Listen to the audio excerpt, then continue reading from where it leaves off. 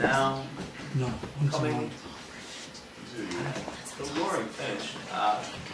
Comic who's graced this stage a few times, you know, seen the chicken in all of its incarnations. Damn fine comic, has an awesome show at Sing Bar. He's Jordon Ferber, everybody. Mr. Murdoch, clap it up for Murdoch. I'm gonna use Murdoch keeping the chicken show going. Is this not working at all? Is that what's happening? Just gonna hold this for effect? That's good. That's all right. I'm just gonna hold this in case anybody's taking photos. They're not gonna think I just hijacked the room. I feel so underprepared. You guys were, everybody was in costume. Even the bitter poet was wearing red suede shoes. Yeah. Fucking, these are the sneakers I can wear when it's not raining. I didn't bring my diorama. I'm late for show and tell, guys. That's how I feel. I don't even have really that many jokes about evolution, although I do feel like you guys did an evolution-themed show at the chicken show already. Yeah. Yeah. So when is the theme gonna be redundancy? When is that gonna happen? That's what religion is. Is that what it is? And by the way, Tim Warner, let me just say, I don't know if how many of you have seen Tim Warner before. That is the most upbeat set I think I've ever seen you do. Which is the fucking craziest thing. It wasn't that upbeat, but it was the most upbeat I think I've ever seen you. DMT, most illegal substance. My question is, how expensive is it? I mean, if it's really that illegal, is it that difficult to procure? And is its illegality based on how one procures it? Do you have to fucking extract it from somebody's brain? Well, you can get it from tree bark, 200 grams. From tree bark? Yeah. So it also... so, but how expensive was it? I don't know. I think it was given as a gift of the experience. Like, I was very fortunate. Someone was like, look, I got 4, one's for you, let me know. Wow. I said, okay. All right. Well, I would love to know. I'm gonna look it up and find out what the market price of that shit is, because it sounds. I would love to not care about the Jets or the Bills or Super Bowl. I really think that if you look at the sports in this country, the sports in our country really proves how arrogant and stupid of a nation we are. We're the only country that has to prompt our sports fans when and what to cheer. Like, you watch the World Cup, you watch even, you know, when we don't care about soccer, it's around all the time, so you can watch those games and they're chanting in unison, and there's nobody telling them to do that. They don't even serve alcohol in half of those stadiums. Those people show up ready to fight. Yeah. The Jets, I happen to think the Jets chant is pretty good, J-E-T-S. You know, anything longer than that, no Americans wouldn't be able to follow it. Is really what it is. But like, you go to the Garden and watch, you know, apparently there's going to be basketball again. The 1% winning again. Like, I can't believe that like, the fans are all up in arms. I can't believe there's not going to be basketball. It's all fucking 1%ers fighting over millions of dollars that they aren't going to be able to spend in our lifetimes. But you go to the Garden and watch a Knicks game, there's going to be a guy there with a giant picket fence and a giant D helping you chant defense, which is pretty stupid because the Knicks are going to lose. No matter how much Dolan spends. I don't know. I had a friend of mine that was in town. He was from Europe, and he was watching. We were watching a Knicks game a couple of years ago. It was against the Phoenix Suns, and we were watching. And he said, "Oh, I see this guy, Steve Nash. He's the leader of that team. I see that. Who's his equivalent on the Knicks?" It's actually Dolan. He's not on the court. He just sits on the sidelines and spends the money, collects the money. He was trying to follow the game. You can't explain sport to somebody, you know, just have a beer. Overpay for a sandwich. Let's have a good time. I just don't, you know, if I'm going to go watch another sport, do the rules really matter that much? I mean, there's some sports that are just fun to watch. Some of them are never fun to watch. Like, and you'll never understand them anyway. Like cricket, I don't understand cricket. Yes. Cricket's only played where they don't have access to real sporting equipment. I feel like. It's like, what is that, an oar? Let's get a game on. Let's do it. We'll score it by emotion. It worked for tennis. Then there's some sports that are only sports because they have them in the Olympics. Like badminton. Oh, yeah. It's not a sport. Badminton is for people that really like tennis but don't want to put their drink down. That's pretty much how I feel about it. It's not a sober. Nobody came up with that game fucking sober. Somebody found a child's tennis racket and something to hit over the volleyball net that they haven't used in 6 months. And they decided that the thing they're going to hit back and forth, it's like a ball with a doily on it. And they called it a shuttlecock. That's not a sober choice. I'm going in the backyard and I'm playing with my shuttlecock. Well, I'm going to sit on the sidelines and keep score. 30 love. I don't know about you guys. My mind keeps going back to the DMT. The closest thing I've ever really had to that kind of feeling, I did. I've taken mushrooms a number of times. Yeah. Only once in New York City. Not, you're not the best place to do it. Yeah, there are actual crazy people out there on nothing that will use your naive smile as a vulnerability. I kind of felt like it felt like. Did you ever see that episode of The Simpsons where Mr. Burns is got like the he's on that drug and he's like wandering through the woods and they think he's the ghost. Yes. But he's just like so happy. He's just like a wandering guy. That's how I felt when I was on mushrooms in the city. And I fucking had no idea about the calendar. My friends and I we took mushrooms and we went to some party in the East Village here that was about in a building that was about to be abandoned and torn down, and it was fucking cool. And then that party was over, and we were still fucking.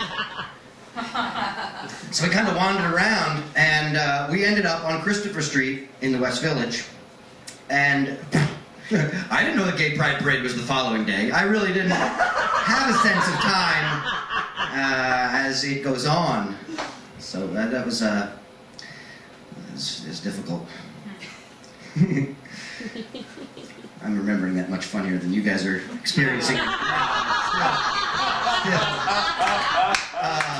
my mind, also embarrassed and slightly ashamed of what I had to do to get home that night. So, even though you guys are not experiencing the full height of how ridiculous it was, I still feel the shame. So I know there's funny there. I know there's humor there because there was time between now and then. So. My favorite time on mushrooms, though, I felt, I took mushrooms once at the zoo, which I thought was great. Like, that really was a great, like, if you have never, if you want to talk to the animals, that's how you do it. Did you know that monkeys don't celebrate Christmas? Yep. I was talking to the chimps there. It turns out, actually, most monkeys actually do believe in evolution.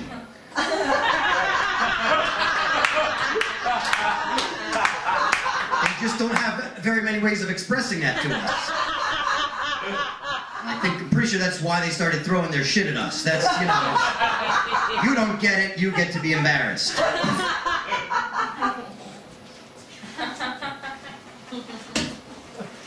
This is what we do. It was so funny. My friend and I took mushrooms at the Amsterdam Zoo, and we wanted to, we thought like, oh my God, you come up with such genius ideas and so funny ideas when you're on mushrooms. We should tape ourselves. We should bring a recorder. Yeah, we did it. And it's like, we'll talk about something, and then there's like 10 minutes of silence followed by 10 minutes of laughter. Nothing was said. Nothing was expressed. So that was fun. I think there should be a walking tour of the Amsterdam Zoo just for people on mushrooms. Right? You don't even need to put real information on there. You could be, the person reading it could be following like one of those easy to follow, help Jethro get out of the maze kind of thing at a diner map. Or just somebody laughing. Whoa. I don't think they know how to market the zoo. That's really my main point, I think. They've yet to come out with an ad campaign for any zoo that really makes people want to go. Is there any really? Because you mean the zoo. How are you gonna advertise the zoo? They should give you mushrooms. Right? They should. They should give you mushrooms. That's why there are no zoos that have cows.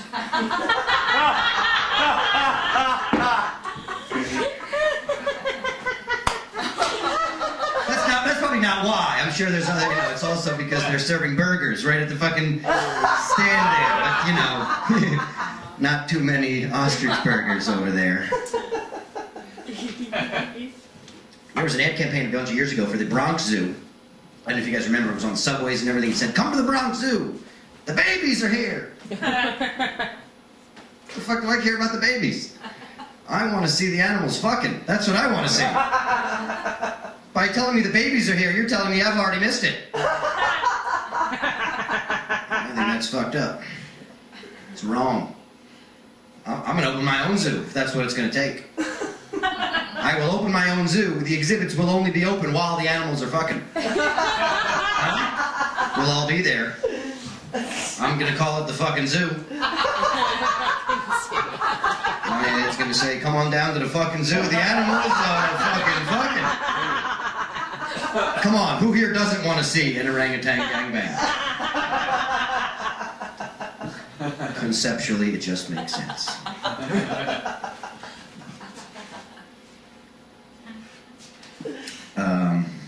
So I got a girlfriend, which is pretty exciting. Yeah, that's right. I can feel the enthusiasm, guys. I feel it. My girlfriend is a model, like a real one. Not just a hand model, they show her face. That's right. Been going good. She is, we just moved. We moved to a neighborhood in Brooklyn that I'm not really sure what it is. But I know I'm the only white guy there. I'm the whitest guy. You can ask the guy that sells Lucy's at the corner. I'm the one. Yeah. I don't love Newport 100s, but they'll do. 2 for $1, 5 for $2. Yes, thank you. So I've seen other white people there, but I'm definitely the whitest guy there. The next whitest person that I really see all the time is my girlfriend, and she's black, so it's kind of weird. And that joke is born out of the fact that, like, our first day there, I had a show out of the city, and so she had to spend most of the evening there by herself. And she went to go get food. She didn't recognize the names of any of the food in the neighborhood, and she told me that she didn't think she was black enough to live there. A week later, she went to go get her hair done, and she was proved correct. It's like all these, like West Indian women, they go to get their hair done there, and they get it. I guess they do put, her hair. My girlfriend's hair's all natural. They're like, "Oh no, that's natural hair. We can only ruin your hair. We can burn it off, and we can ruin it, and that looks too nice to do that. Nobody taught us how to deal with natural hair. We're not prepared to overcharge you for blowing on it." But I like it. It's cheap. It's 1 block to the train. As I said, the Lucy's. The one thing is that I'm on the first floor, so I can't really smoke pot out my window because people will see me. So there's that as a con for it.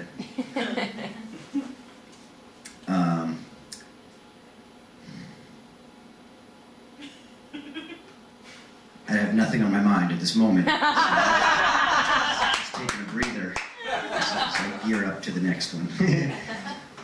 I am a native New Yorker. Are there any natives here? Do we have any natives? Any natives at all? One? We're a dying breed. Did you know that? Mm-hmm. Yep. The city's pushing. It's all the rent thing. It's all pushing us out. I'm gonna get people to sign a petition to save the native New Yorkers. Gonna get that guy Jimmy McMillan from the Rent is Too Damn High party to be our public face because it's hilarious. As a public face. Right? That guy can sell anything. That's the guy that we want to, like, rent a puppy from. Rent a puppy. He would be reasonable, right? Yeah, you could definitely talk that guy down.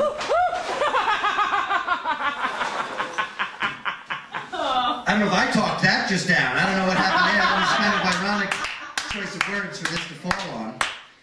So, one more piece of the timeline you forgot. It all came down at the end of Jordon's set. But I love this city because this is the only city, like this is the, this is the only city where you can be crazy and it's normal. Like, this show withstanding, this is... I mean, because I love this show, I would like to say that this show has evolved in a way, but I feel like this show has always been a support group for comedy. And you just ultimately stripped away all the other layers, and now it's just us here. Yeah. But I feel like you live here long enough, nothing will shock you. You see crazy shit on the street, you know the guy, You see some crazy homeless dude juggling his own feces. You think, oh my God, I've never seen that guy below 34th Street before. Must be doing good. Must be doing really well. Good for Jimmy. That's why whenever I get out of the city, whenever I leave the city, I always see stuff that blows my mind. I was down south this summer. I saw a cop on a horse pull someone over. I don't even understand how that happens. Who the hell is stopping? That's an easy one. I wanted to say to the guy, I don't know what you have under the hood, but he only has the 1 horsepower. You guys are not going to go for the puns after the intelligent stuff, huh? Just wanted to be sure, because there's a few more coming up. I wanted to prepare you for me dumbing it down. I don't know, I guess I'll forego the puns. Because I got pulled over going down south. I was pulled over this summer. I was pulled over in Delaware. I don't know if you guys know much about Delaware. There is not much to know. So this will be short. They're known as the first state. That's pretty much all they have going for them. And I'm pretty sure it's because as soon as people heard there was someplace else, they fucking went there. We're allowed to leave, let's go. I get pulled over in a town called Smyrna, Delaware, which doesn't even sound like the name of a town to me. Sounds like your daughter you can't marry off. Right? This here is my daughter, Smyrna. Smyrna, get your lazy eye over here. Don't worry about the lazy eye. It's actually her best feature. We don't like to refer to it as lazy. It's a wandering eye. That's right, it's a free spirit. Keep trying to tell them doctors, no, she is artistic. Artistic.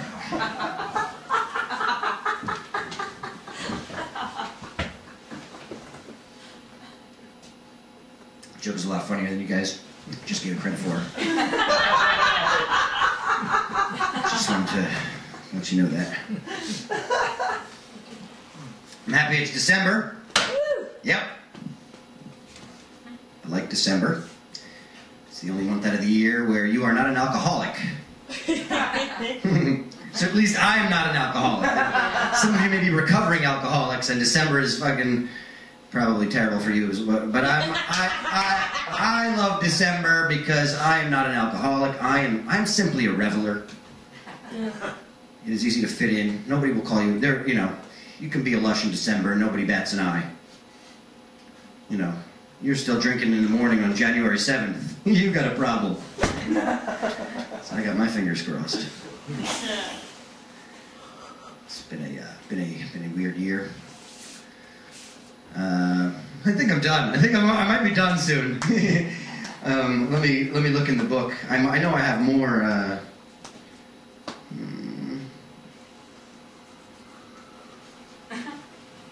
I wanted to see the judgment before I decided whether or not I was going to do something. Yeah, no, I don't have much more. I'll do one more. All right.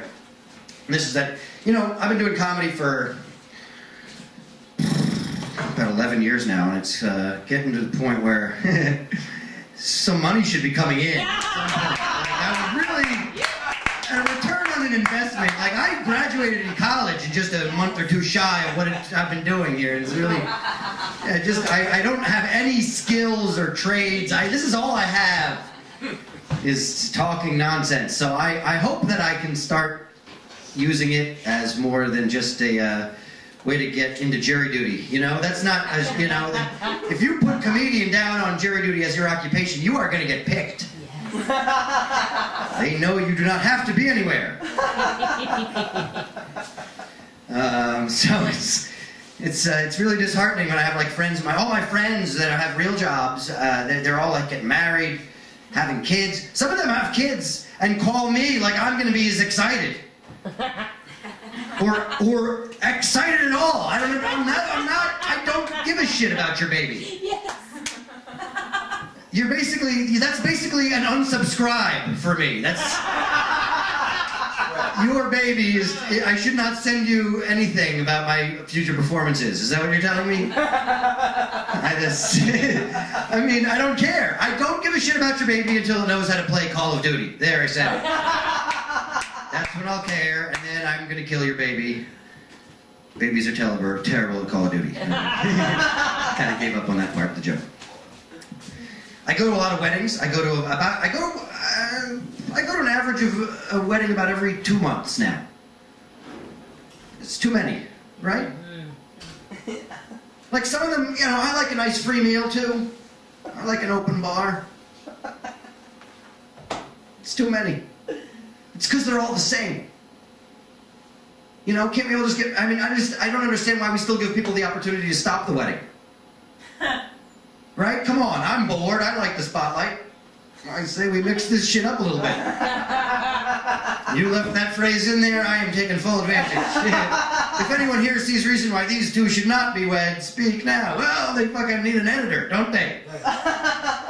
Because I'm about to get thrown out of their wedding. It hasn't happened yet, but I feel like it's coming. It's coming soon. If I have to go to another wedding before February, that one might be stopped in its tracks. And you guys will probably hear about it if that happens. If I end up stopping a wedding, everyone's going to hear about that. People that are not at that wedding are going to hear about it. And pretty good chance I am not going to hear about that couple's fucking baby. Huh? Yeah. Yes, I thought of this one out. 2 birds for Jordon Ferber on that one. I think that phrase, that opt-out phrase, that's more appropriate at a divorce. Don't you think? I think divorce needs to be more of a social event. They're almost as frequent as the weddings. Some people feel more jubilant. You know, a wedding, all the drinking buddies are like, oh, we lost another good one. Divorce is like, it's like a game of dodgeball where the guy caught it. You get your whole fucking team back in. That should be a social event. You need some backup. Right? If anyone here, and that's why there's some people that like you don't want back on your team. You know, if anyone here sees reason why these two deserve each other and should not be allowed back into the dating pool. Right? Like I thought you guys were going to make it. I counted on you. Damn it. Better go smoke some DMT now. There's nothing else left.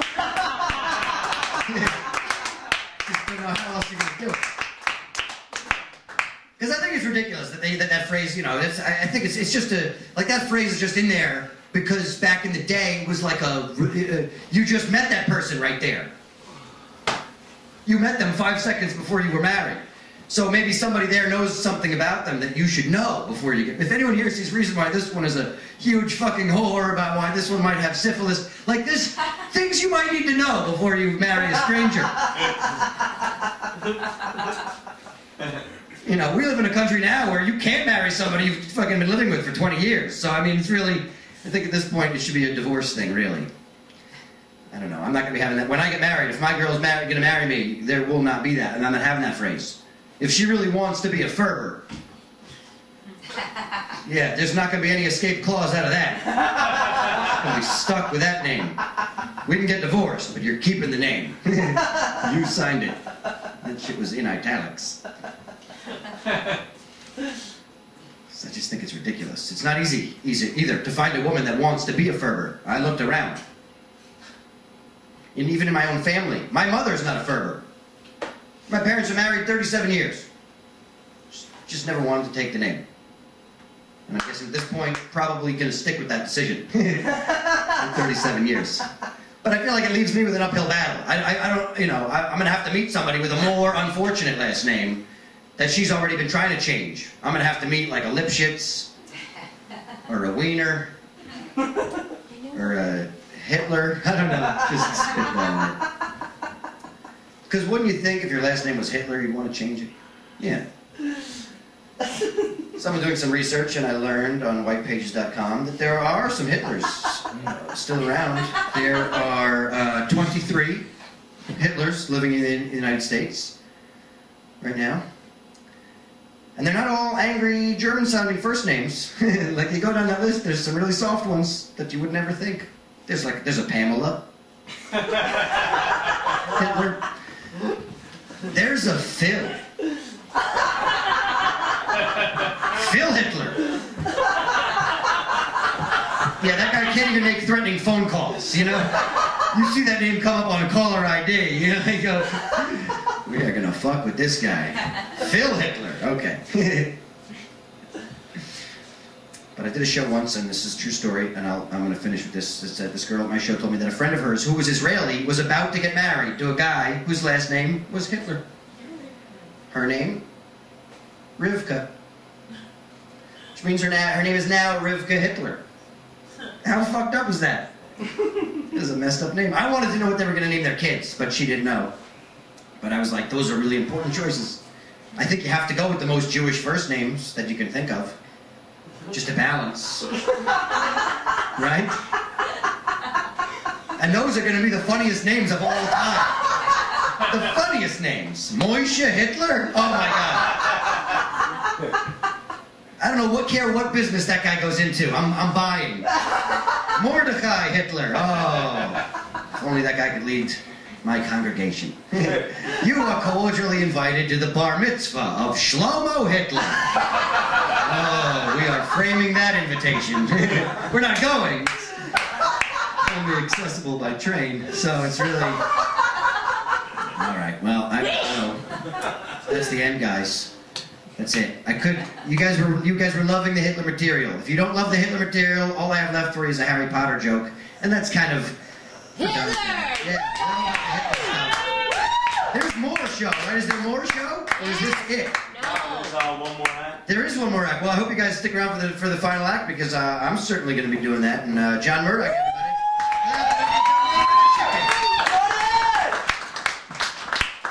everybody. Everybody, Jordon Ferber.